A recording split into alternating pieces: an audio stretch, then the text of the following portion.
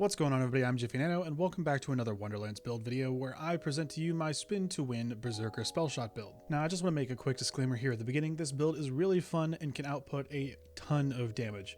Unfortunately, there are a few bosses that Dreadwind just can't do anything to. Like Drill's hitbox and the void water he's standing in makes it almost impossible to kill him with Dreadwind, and the same thing with Banshee and her dark magic aura thing. Then obviously Bernadette and the Dragon Lord fight, you just can't hit her, so it really sucks that we have some bosses that just completely negate this whole playstyle, and I would love to see them change this, but I am not expecting much.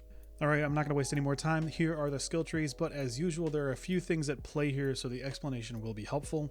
We go down the Spellshot tree purely for high thread count. This gives us extra spell weaving stacks, and with some of our gear, that spell damage will be turned into melee damage and ability damage, fueling our action skill Dreadwind. Then we go all the way down the Brr-zerker tree, grabbing the capstone, and more importantly, Blast Chill. Most of these skills are pretty typical for Brr-zerker builds. Ancestral Frost, Icebreaker, and the Old Ways are huge damage increases across the board. Cold Snap for movement speed and frost efficiency, Blood Frenzy and Relentless Rage for survivability, and then Iron Squall for melee attack speed. We also have the capstone Blood of the Fallen for our action skill uptime and cooldown, and then the most important skill in our build is Blast Chill, but I'll explain that after we go over some of our gear. First up for gear, we're using a live wire. You know it, you love it. This legendary shock SMG chains lightning when you shoot or melee enemies. This makes melee a lot easier since we're dealing damage to nearby enemies along with the one we're hitting, and while this is ultimately a melee and ability build, because we're spell shot, we can also deal a decent amount of damage with our spells and guns, so live wire chains can actually deal enough damage to kill things.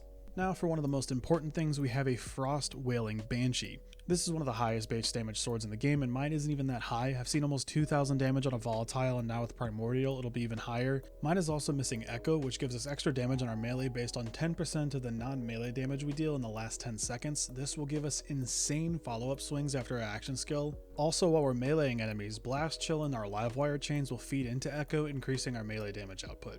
While mobbing, you could also use Ancient, which will reduce the cooldown on your action skill for every melee attack. This will let you Dreadwind even more, since the enemy density in this game is still pretty lackluster even after the update, and a lot of the time there's not enough enemies to keep Dreadwind going with Blood of the Fallen. For our spell, I was using the Tidebreaker from the Coiled Captors DLC. This spell is similar to a Sunder and causes a tidal wave to go across the ground, applying the new Soaked debuff.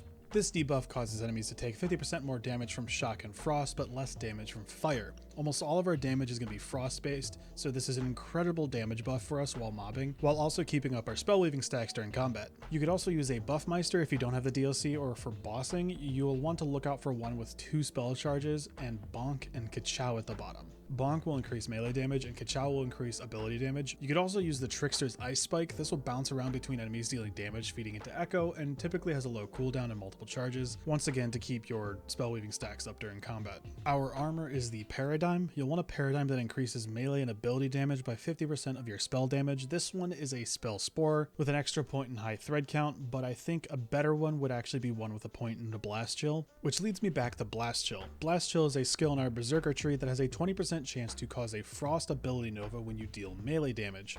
This Nova is based on 25% of your melee damage at 1 point or 50% of your melee damage at 2 points, but this Nova deals ability damage. Because of this, we can double dip into our damage bonuses and scale Blast Chill's damage with our spell damage through the Paradigm.